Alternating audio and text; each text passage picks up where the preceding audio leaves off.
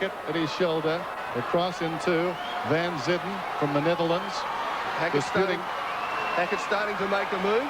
Needs to come off this wall and put it to Josh Davis. Davis will be getting tired. He'll sense that.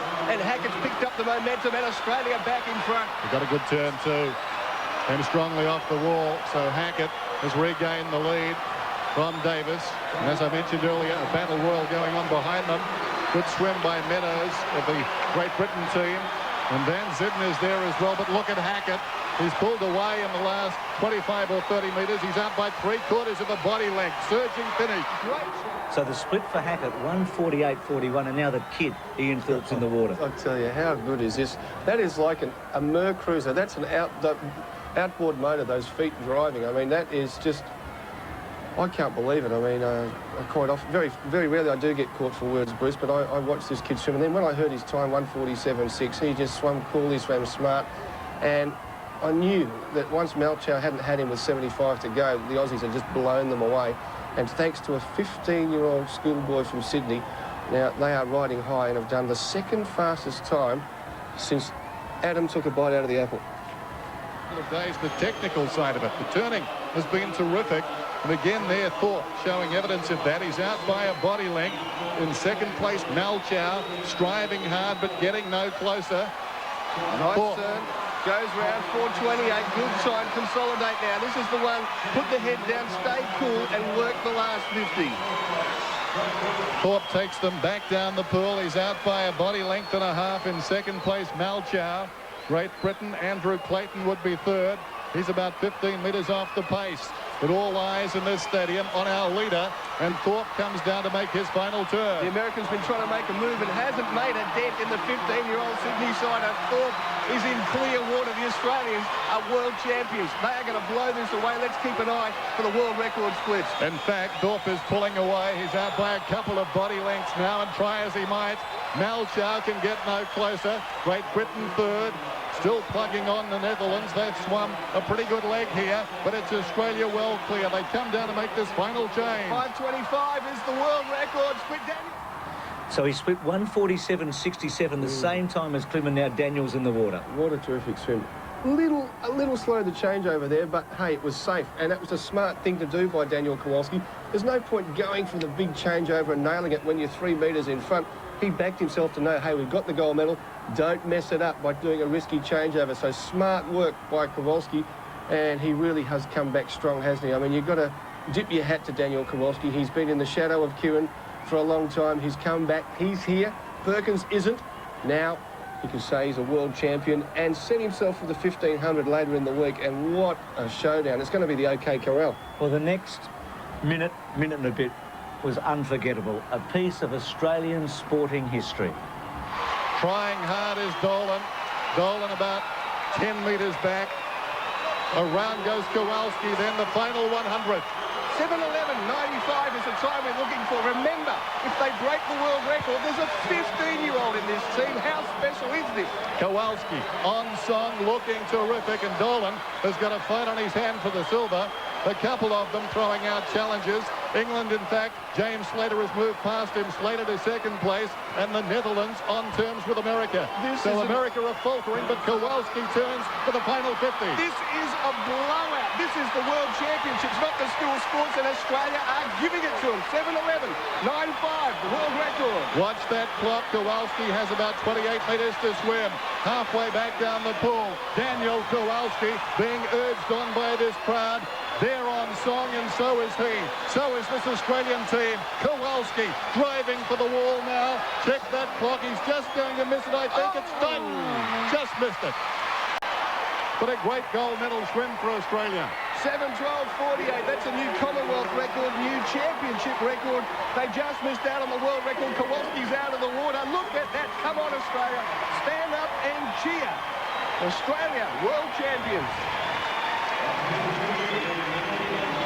It wasn't even close. Isn't it great to be in Australia? A bit of quality there. A couple of exciting swimmers on the upswing too in that group. Grant Hackett, Ian Thorpe, and Daniel Kowalski.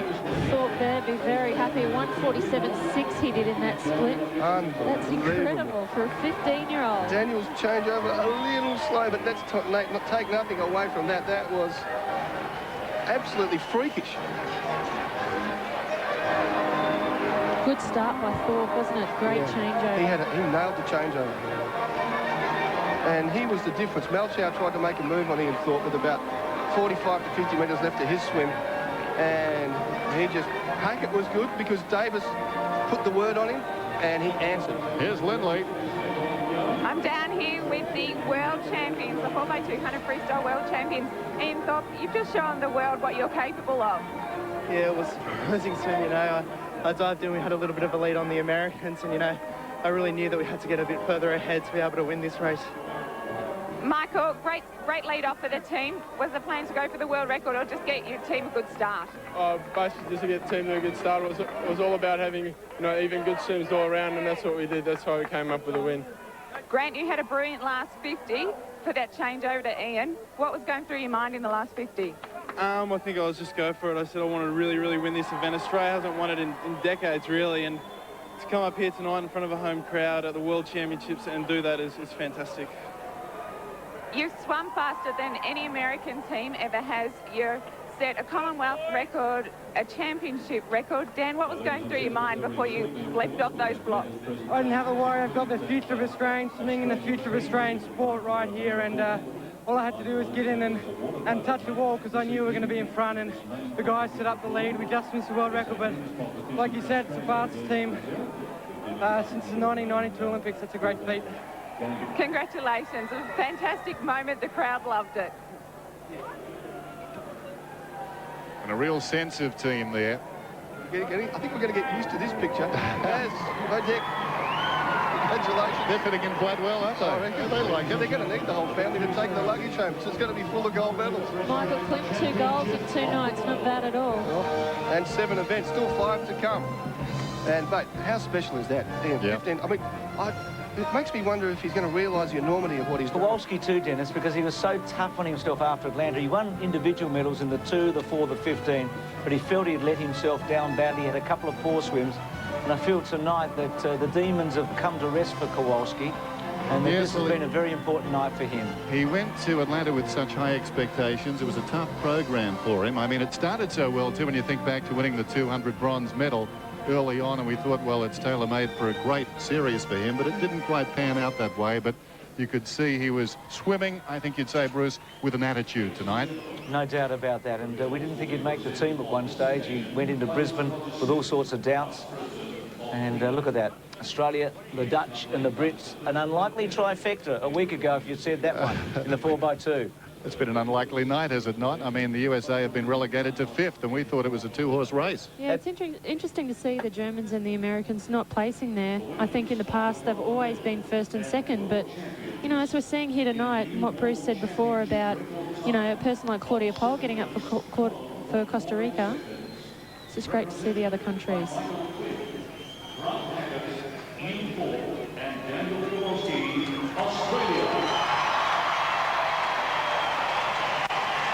Savour the moment.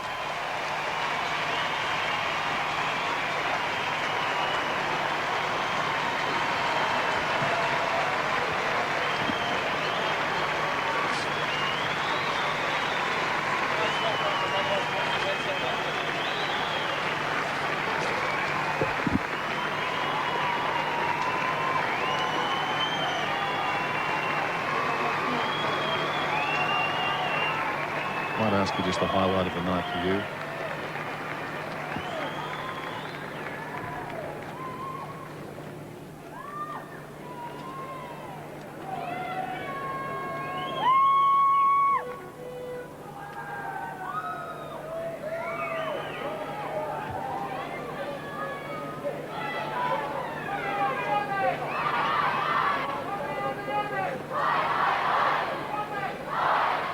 Kowalski made the point, the future of Australian swimming in this group as they got out of the pool, and they have their moment on the dais. Talking about highlights there, no doubting this will be the one of the night.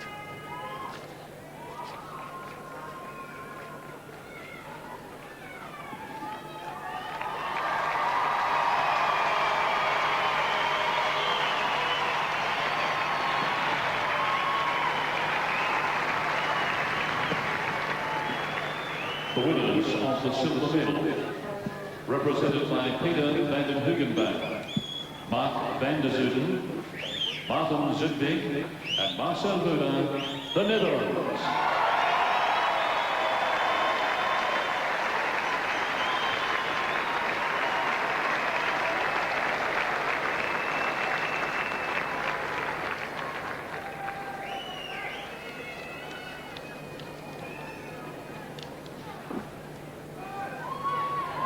So the Dutch, and a big night for Wouda.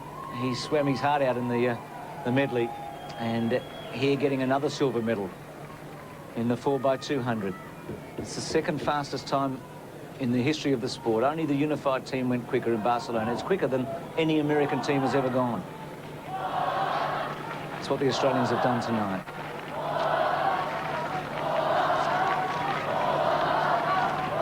And the Brits third.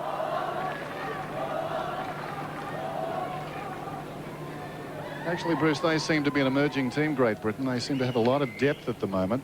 Not right at the top, but just below that top level. They're really coming on. They had 100-metre finalists in the women's freestyle, which was a bit of a surprise. And I know they've had good breaststrokers, haven't they, in the past, in recent years. But this relay team is something to work off.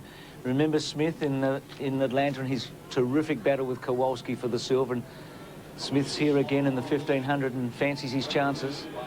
Well, I think tonight may have just dented his chances slightly. Suddenly there's an air of optimism amongst the Australians.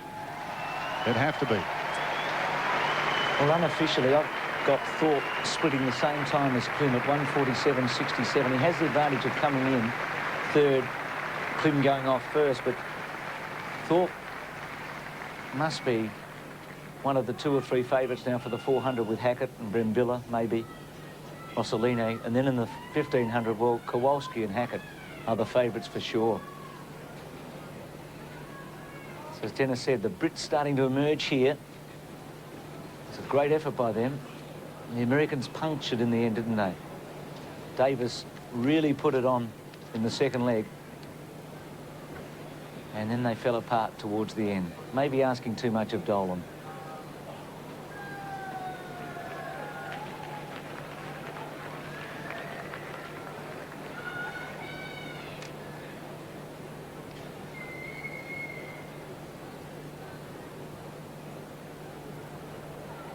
It's one of those nights, Dennis, you're just so glad you're here too, Hayley, because you were there the night they did it, and the night that 2 or 3 of these people have come from basically nowhere over the last 12 months. That's been the story of the night, hasn't it? I mean, even Helen wouldn't have expected really a silver medal tonight. I mean, comes down to the pool and suddenly drives home tonight, just a touch away from being the best in the world. And I'm sure that Great Britain team didn't expect to knock off the Americans and grab a medal tonight. And somebody had told them in the bus coming down to Challenge Stadium that they would beat the Americans by 2 spots. They probably would have thought gold. Australia.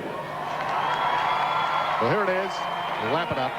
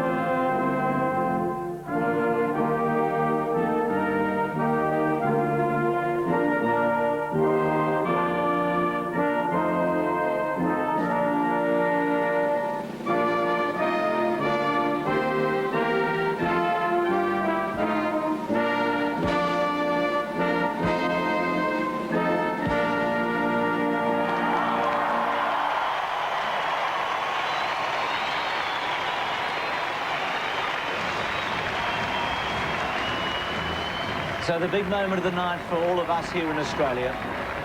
Last race specials will be coming up. Michael Klim on the first night and the 4x200 here tonight.